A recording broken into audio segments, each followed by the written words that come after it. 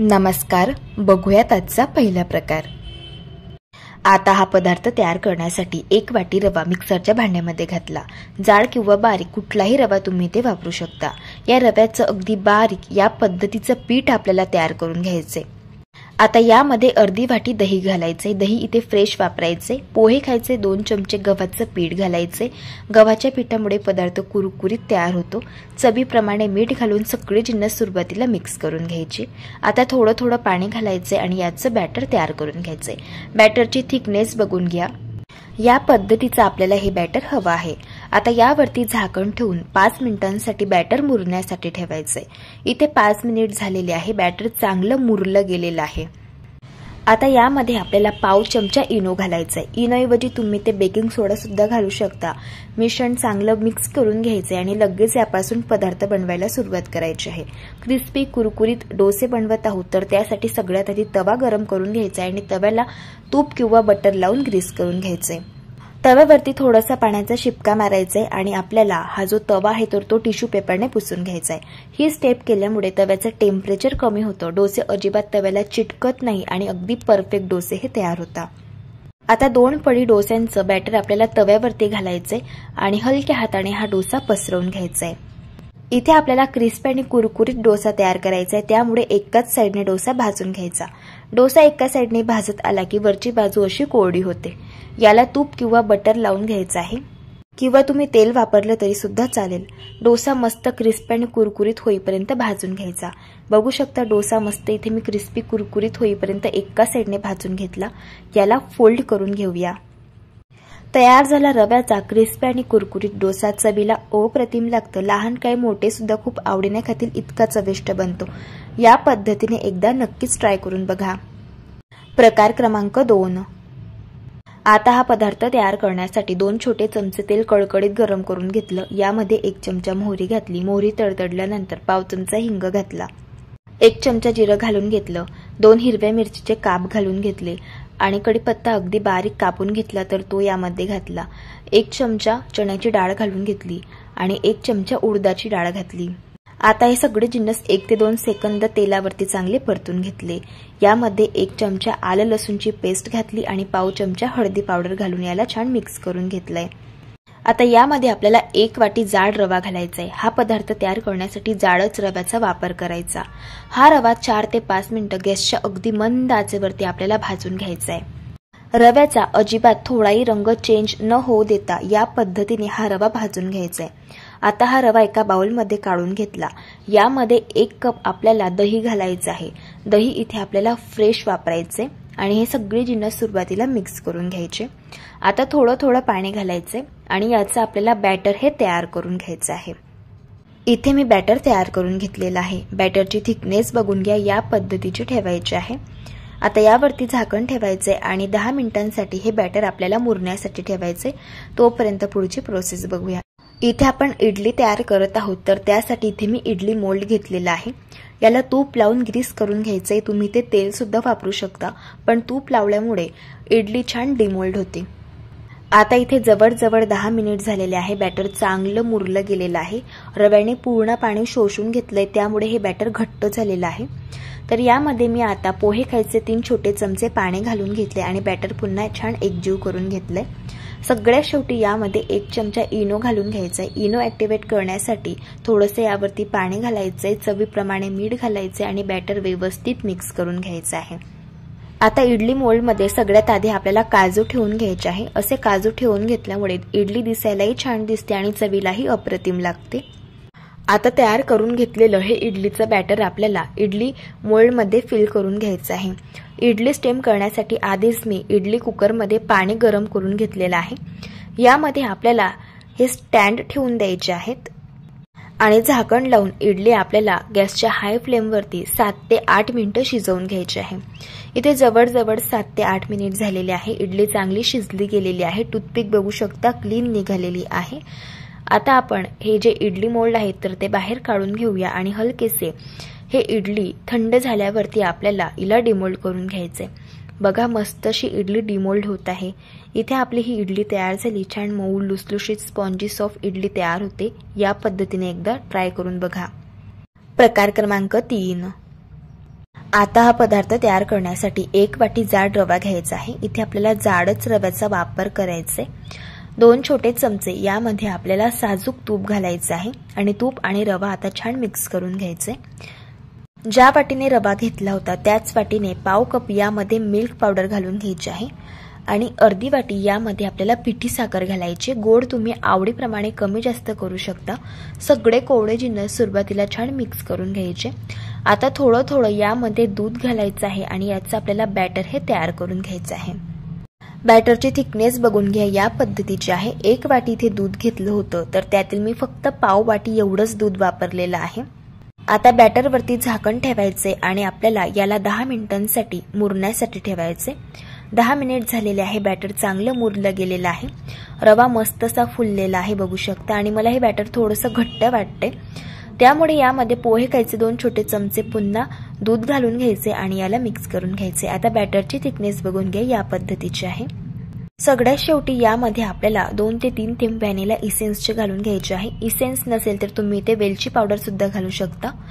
पाव चमचा बेकिंग सोडा आणि अर्धा चमचा बेकिंग पावडर घालून हे सगळे जिन्नस व्यवस्थित एकजीव करून घ्यायचे आहे।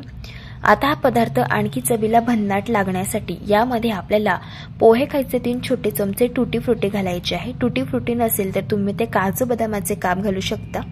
इथे आज आपण आप्पे केक बनवत आहोत, तर त्यासाठी आप्पे पात्र गरम करून घेतले आणि यामध्ये साजूक तूप घालून घेतले। तूप गरम झाल्यावरती तयार करून घेतलेलं हे बॅटर आपल्याला 1-1 चमचा असे या मोल्डमध्ये घालून घ्यायचं आहे आणि झाकण ठेवून हे आप्पे आपल्याला गॅसच्या मीडियम फ्लेमवरती एका साइडने भाजून घ्यायचे। एका साइडने मी हे आप्पे भाजून घेतले। आता आपण यांना उलटून घेऊया। बघू शकता आप्पे मस्त टम्म देखील फुगलेले आहे आणि एका साइडने छान भाजले देखील गेलेले आहे। दुसऱ्या साइडने देखील आपण यांना भाजून घेऊया। इथे मी हे आप्पे दोन्ही साइडने छान भाजून घेतले। आता आपण यांना काढून घेऊया। तयार झाले मस्तसे रव्याचा हा आप्पे केक, चवीला अगदी छान लागतो। या पद्धतीने एकदा नक्कीच ट्राय करून बघा। प्रकार क्रमांक 4। आता हा पदार्थ तयार करण्यासाठी 1 वाटी रवा घेतलाय। याच वाटीने अर्धी वाटी आपल्याला तांदळाचं पीठ घ्यायचं आहे। अर्धी वाटी दही यामध्ये घालायचे। 2 हिरव्या मिरचीचे काप घालायचे आहे। 3 ते 4 कढीपत्त्याची पानं अगदी बारीक कापून घेतली तर ती यामध्ये घातली। 1 चमचा किसून घेतलेलं आलं घालायचे। 2 चमचे ओल्या नारळाचा किस घालायचा आहे। 1 चमचा जिरं घालायचे। पाव चमचा हिंग, चवीप्रमाणे मीठ घालायचं। बारीक चिरलेली कोथिंबीर घालायची आणि हे सगळे कोरडे जिन्नस सुरुवातीला मिक्स करून घ्यायचे। आता थोडं थोडं यामध्ये पाणी घालायचे आणि याचं आपल्याला बॅटर तयार करून घ्यायचे। बॅटरची थिकनेस बघून घ्या, या पद्धतीची आपल्याला ठेवायची आहे।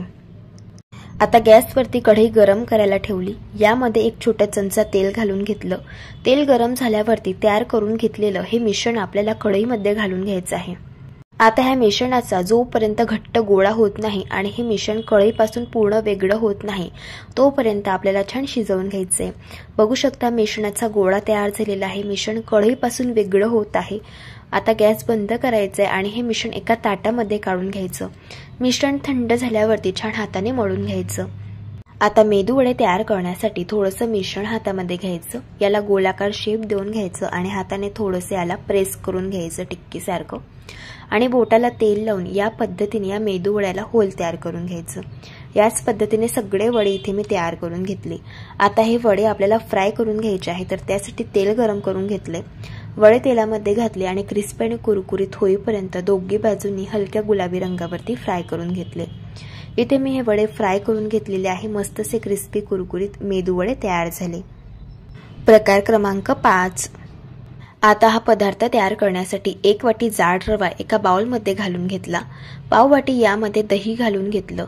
थोडं थोडं पाणी घालून याचं आपल्याला बॅटर तयार करून घ्यायचे। बॅटरची थिकनेस पाहून घ्या, या पद्धतीची ठेवायची आहे। यापेक्षा जास्त सैलसर बॅटर ठेवायचं नाही।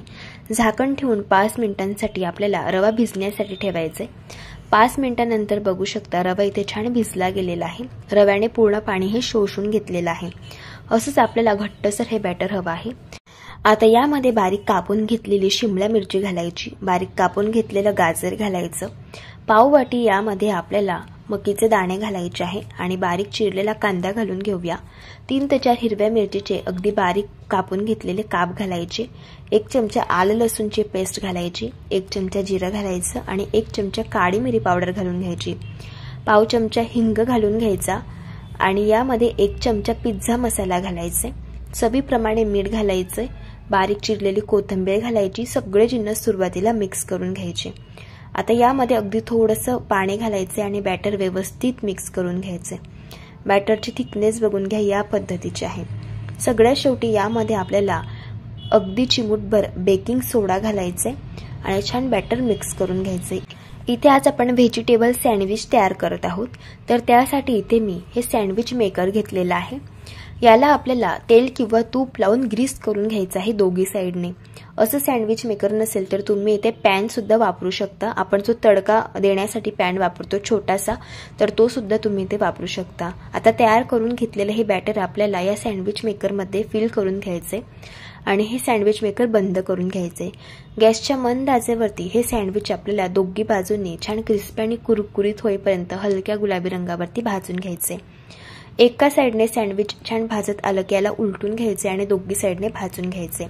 इथे मी हे सँडविच दोघी साईडने भाजून घेतलंय. आता आपण याला काढून घेऊया.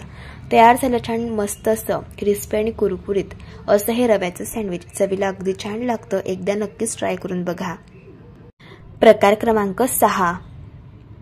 आता हा पदार्थ तयार करण्यासाठी एका कढईमध्ये आपल्याला पाव वाटी दही घालून घ्यायचं आहे. दही इथे आपल्याला फेटून घ्यायचे आणि मग वापरायचे. 2 वाटी यामध्ये आपल्याला पाणी घालून घ्यायचं आहे. चवीप्रमाणे मीठ घालायचे आणि हे सगळे जिन्नस व्यवस्थित मिक्स करून घ्यायचे आहे. या पद्धतीने इथे मी हे सगळे जिन्नस मिक्स करून घेतले. आता ज्या वाटीने आपण पाणी घेतलं होतं त्याच वाटीने यामध्ये आपल्याला रवा घालायचे. 1 वाटी यामध्ये आपल्याला बारीक रवा घालून घ्यायचे आणि सगळे जिन्नस पुन्हा मिक्स करून घ्यायचे. रव्याच्या यामध्ये गाठी नसाव्यात. आता ही कढई गॅसवरती ठेवायची आहे आणि हे मिश्रण आपल्याला घट्ट होईपर्यंत शिजवून घ्यायचं आहे. जोपर्यंत हे मिश्रण पूर्णपणे कढईपासून वेगळं होत नाही आणि छान असा घट्ट गोळा होत नाही तोपर्यंत शिजवून घ्यायचं.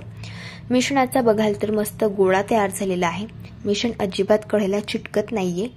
आता आपल्याला गॅस बंद करून घ्यायचे. यावरती झाकण ठेवायचे आणि हे मिश्रण असंच वाफेमध्ये ठेवून द्यायचे. तोपर्यंत पुढची प्रोसेस बघूया.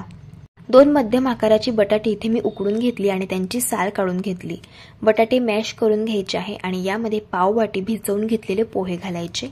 1 चमचा आलं लसूणची पेस्ट घालायची. बारीक चिरलेला कांदा घालायचा. मकीचे दाणे घालून घ्यायचे आणि यामध्ये आपल्याला वाटाणे घालून घ्यायचे आहे. मकीचे दाणे आणि वाटाणे इथे मी शिजवून घेतलेले आहे.